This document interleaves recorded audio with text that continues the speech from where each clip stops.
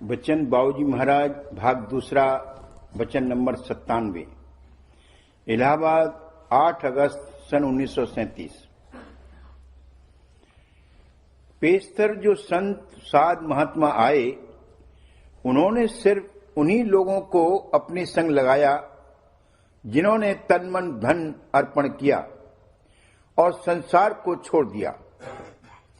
लेकिन राधा स्वामी दयाल ने अवतार धारण करके ये शर्त उठा दी और गृहस्थ आश्रम में रहकर दया से जीवों के कर्म काटने और उद्धार करने की कार्रवाई जारी फरमाई और सिर्फ थोड़ी सी दीनता लेकर आने की शर्त लगाई। पेशतर जो संत साध महात्मा आए, उन्होंने सिर्फ उन्हीं लोगों को अपने संग लगाया जिन्होंने तन मन धन अर्पण किया। बाकी जीवों पर बीजा डाल गए और इतने दर्जे में उनको भी लाभ हुआ, मगर निज करके उनके संग वही जीव लग सके जिन्होंने तन मन धन न्यौछावर कर दिए। प्रथम संत अवतार कबीर साहब का हुआ था। उन्हीं के तशरीफ लाने पर अवतार रूप में प्रथम संत चरण इस देश में पधारे। वो धुरधाम के भेदी थे। अपनी वाणी में उन्होंने इशारे में बहुत जगह और कहीं कहीं बिल्कुल साफ साफ भी कह दिया कि हम धुरधाम का परवाना और भेद लेकर आए हैं, मगर सतनाम तक का ही भेद और उपदेश देने का हुक्म है। उनके गुरमुख शिष्य धनी धर्मदास जी थे। वो बहुत धनवान थे और धन व धन के लवाजमे के साथ जितने भी बंधन होते हैं, वो सब बंधन भी मौजूद थे। मगर कबीर साहब के सामने आते ही उनके संग लग गए, एक भी बंधन न रहा। जो अधिकारी जीव हैं और जिनका भाग जागने का वक्त आ गया है, उनको दर्शन करते और वचन सुनते ही प्रतीत आ जाती। उनसे बातचीत करने या उनको समझाने बुझाने या सबूत देने की जरूरत नहीं होती। सन्मुख आते ही मन और सूरत सिमटने लगे तो सबूत की जरूरत ही कहाँ रही। फरमाया कि कुछ जतन नहीं करना पड़ा, पुराने संस्कार से दर्शन करते ही प्रतीत आ गई। ऐसे संस्कारी जीव बिरले ही होते हैं जो साथ में आते हैं। जब वक्त आता है तो वो सब बंधन एक क्षण में तोड़ और पटक देते हैं। बाकी जीवों को ये काम रफ्ता रफ्ता करना होगा। कहने का मुद्दा ये कि जब तक तन मन धन नहीं अर्पण किया, तब तक पेशतर के संत साध महात्माओं ने किसी को अपने संग नहीं लगाया। उनकी ये शर्त थी कि संसार को छोड़कर आओ, तब हमारे साथ चलो।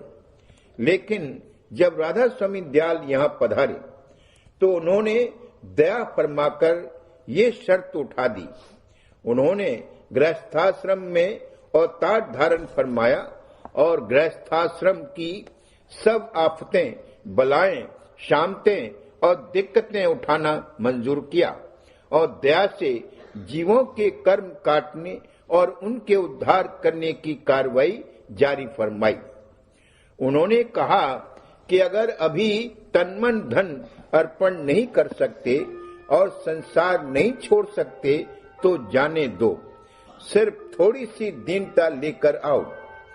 इस वक्त में जीवों की हालत और भी ज्यादा गिरी हुई है और वे न तो तन मन धन अर्पण कर सकते हैं और न संसार ही छोड़कर परमार्थ की करनी कर सकते हैं। अगर पेशतर वाली शर्त अब भी रखी जाती तो बहुत ही कम जीव परमार्थ में लग सकते थे। इसलिए संत दयाल खुद भी गृहस्थाश्रम में आए और जीवों के उद्धार का भी गृहस्थाश्रम में रहते हुए ही प्रबंध फरमाया। थोड़ी सी दीनता का मतलब ये है कि अगर किसी शख्स के दिल में सत्य परमार्थ और मालिक से मिलने की सच्ची चाह एक किनका ही हो और बाकी सब चाहों का पहाड़ भी हो, तो वो संग में लगा दिया जाएगा और सत्संग में दाखिल कर लिया जाएगा। कर्मों का बिल्कुल कट जाना और नाश व अंत हो जाना आसान काम नहीं। सिर्फ संत दयाल अपनी दया से कर्मों का बोझ हल्का करेंगे और काटेंगे। जिस कदर कर्म हल्के होते जावेंगे, परमार्थ की चाह पुष्ट होती जाएगी और जैसे जैसे परमार्थ की चाह सब चाहों पर प्रबल और फायक होगी और चाहें वह कर्म कटते जावेंगे। फरमाया है कि जो संत दयाल होते हैं वे गृहस्थ ही में आते हैं। इसका ये मतलब नहीं है कि जो संत गृहस्थ में नहीं आते वे दयाल नहीं होते। संत हमेशा दया ही करते हैं, वे कभी कुदया नहीं करते। इसका मतलब ये है कि जो संत गृहस्थ में नहीं आते उनसे बहुत कम जीवों का उद्धार होता है। बहुत कम जीव उनके संग लग सकते हैं। जो करनी कर सकते हैं वही उनके साथ लग सकते हैं। उनमें करनी का परमार्थ होता है। जो संत गृहस्थ में आते हैं उनसे बहुत जीवों का उद्धार होता है।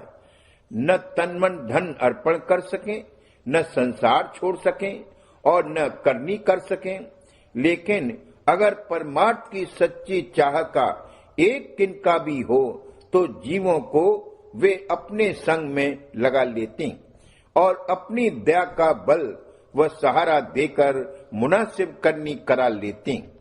उनके कर्मों का भार अपने ऊपर लेकर कर्म काट देते हैं।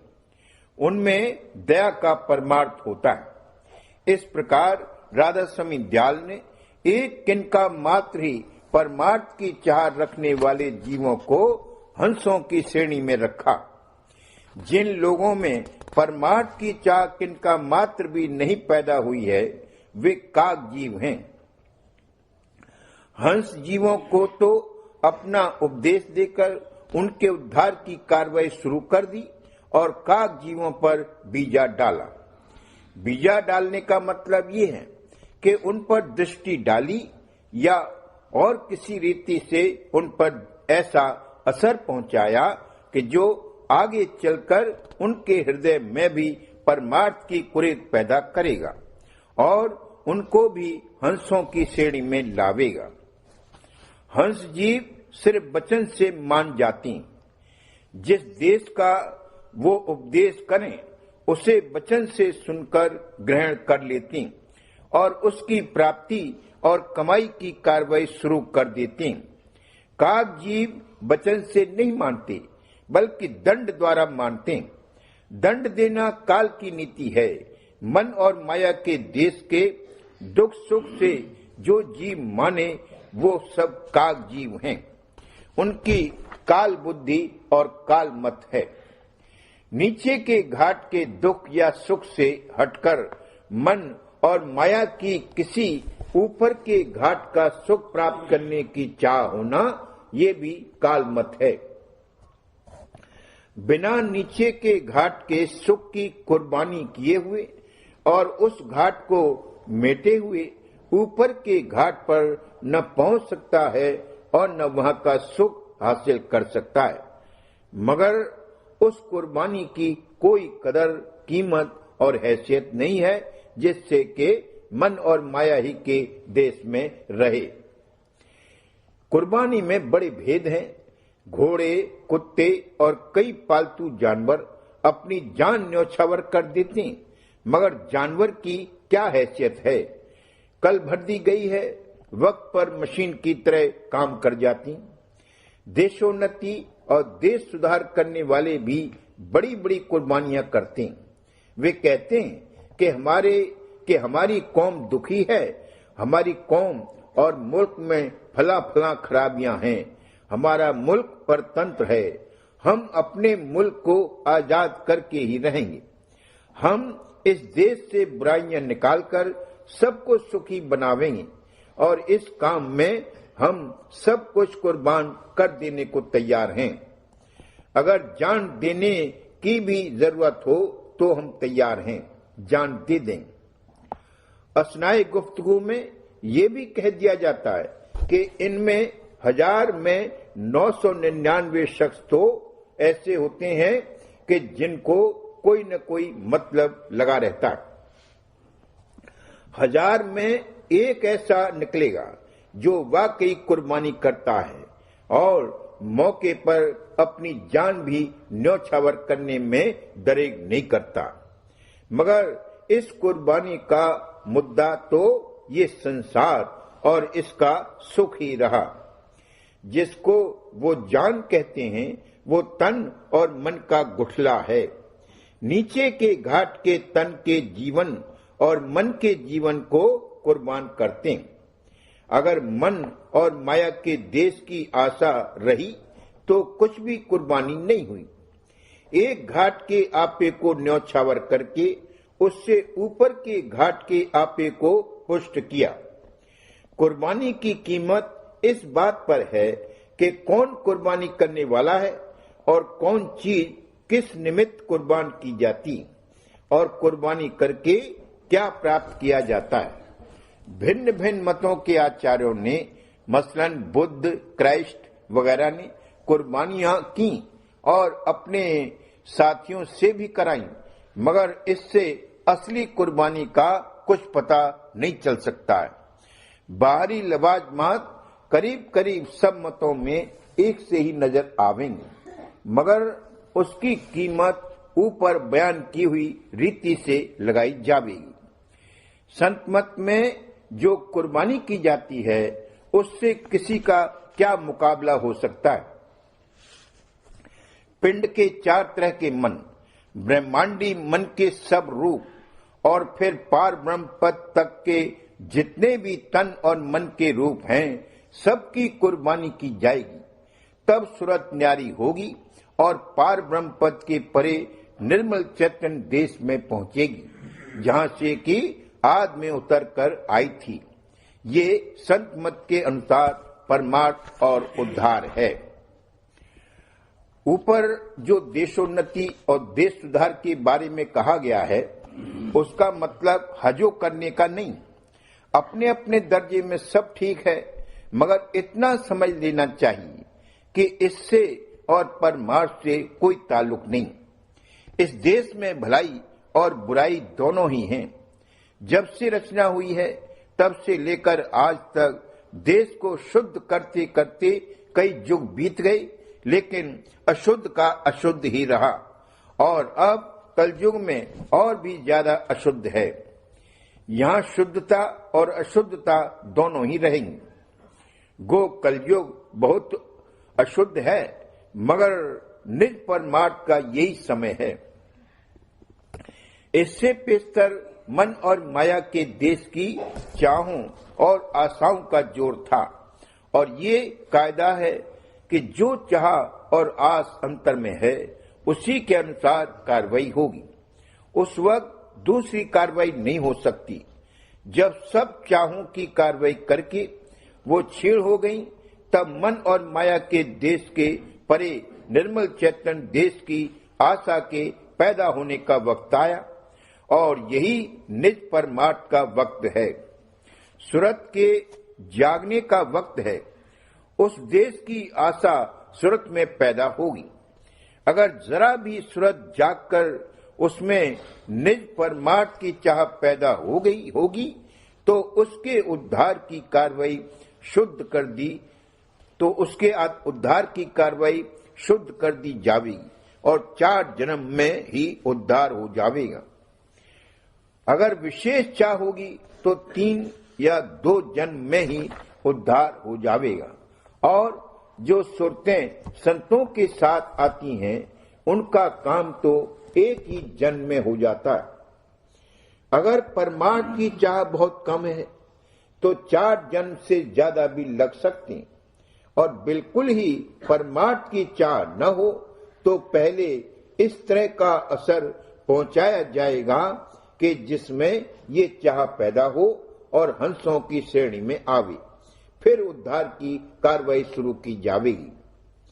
परमार्थ की चाह रोज बरोज पुष्ट होती जाए और मन व सूरत सिमटकर तीसरे तिल या सहजदल कमल पर ठहरने लगे और वहां का रस मिलने लगे, यही मालिक की ऐन दया है। रोशनी और तरह तरह के नजारे वगैरह अभ्यास के वक्त दिखाई दें तो ठीक है, मगर दया का खास निशान ये है कि मन और सूरत ऊंचे घाट पर जाकर ठहरें और वहां का रस और आनंद लें। जो चीज हम चाहते हैं और जिसमें हमारा बंधन है वो चीज मिले, यानी बंधन ज्यादा मजबूत होने का सामान मुहैया हो, तब तो कहना कि मालिक की बड़ी दया है, और ऐसा न हो तो कहना कि मालिक की दया नहीं है। अनुचित है। इस तरह से दया का नाप नहीं करना चाहिए। दया का सबूत यही है कि तीसरे तिल या सहजदल कमल पर मन और सूरत सिमटकर ठहरे और वहां का रस और आनंद मिले। अगर कोई चाह न हो, सिर्फ यही चाह हो कि हमको ऊंचे घाट का रस और आनंद मिले और किसी कदर दीन भाव हो, तो उमूमन उपदेश लेने पर एक दफा दया से मन और सूरत को समेटकर ऊंचे घाट का रस और आनंद बख्श दिया जाता है। क्योंकि ऐसा न किया जावे तो जो बात उपदेश के समय बताई गई है उनकी प्रतीत कैसे आवेगी। और ये कायदा है कि दयाल की तरफ से एक बार जो चीज दे दी गई वो छीनी नहीं जाएगी। जिस घाट का रस और आनंद बख्शा है वहां तक कि इसकी गति हो गई, इसमें कोई शक नहीं, मगर वो अवस्था और बख्शिश दया से दी गई है। उसको कायम रखने के लिए विरह, प्रीत और प्रतीत जगानी पड़ेगी और अभ्यास पर भी जोर देना पड़ेगा। चैतन्यता बढ़ाई और जगाई जावेगी, तब वहां तक के आने जाने की गति हासिल होगी कि जब चाहें वहां सिमटकर वहां का आनंद ले सके और जब जरूरत हो तो नीचे उतरकर यहाँ का काम करे। मतलब ये है कि इस समय में बिना तन मन धन अर्पण किए हुए ही थोड़ी सी दीनता आने पर राधा स्वामी दयाल ने अपने सत्संग में लगाया और दया का बल व सहारा देकर करनी करा के उद्धार फरमाया और अपने ऊपर बोझ लेकर जीवों के कर्म काटे। सबको चाहिए कि उनके चरणों में प्रीत प्रतीत करें और परमार्थ की चाह को पुष्ट करें।